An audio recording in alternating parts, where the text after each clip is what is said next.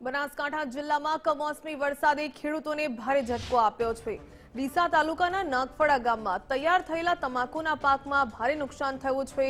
ખેતરમાં કાપીને મુકાયેલો પાક વરસાદને કારણે 70 થી 80% ખેડૂતોની તમાકુ પલળી જતા હવે તમાકુ સડી જવાની ભીતિ ઊભી થઈ છે।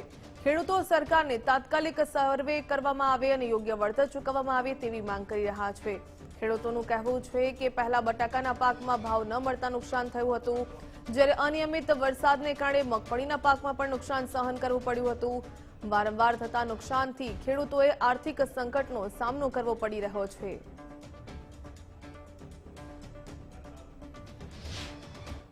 આરી તો તમાકુ કોઈ કોમની જ નહીં, વેપારી લેવાનો છે ને કે નુકસાનનો પાર નહીં, કોઈ સરકાર શાહી હાલે તો બરોબર ને કે નુકસાનનો પાર નહીં। રૂપિયાની થાય સાહેબ નથી।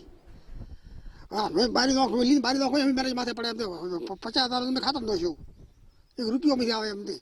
હા ઓર્ડર બારી નોખવો પડી જાય એવું કરે, કોઈ પાછા કોઈ લે એમ નહીં સાહેબ। બાજુ જે આ કમોસમી વરસાદ આવ્યો એમાં ખેડૂત માથે પડતા ઉપર પાટું છે।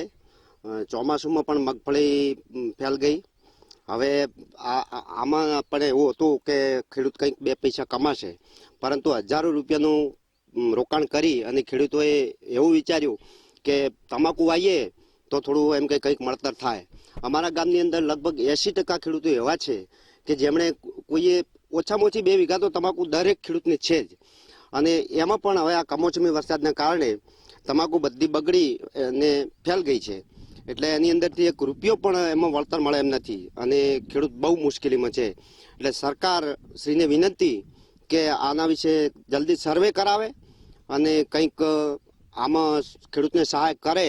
ખેડૂતને થોડીક આશ હતી જે આ તમાકુ ઉપર, એમાં કમોસમી વરસાદ થયો જેનાથી હાલ તમાકુ સડી ગઈ છે, જેમાં બિયારણ છે, ખેડાઈ છે, પાણી છે ને જે મજૂરી છે એ તમામ નિષ્ફળ ગયો છે, જેથી ખેડૂતોને હાલ જે વ્યવહારો કરવાના થાય ને એ વ્યવહાર કરી શકે એમ નથી અને ખેડૂતોને વ્યાજ જે લાવ્યું છે એ વ્યાજ પણ ભરી શકે એમ નથી।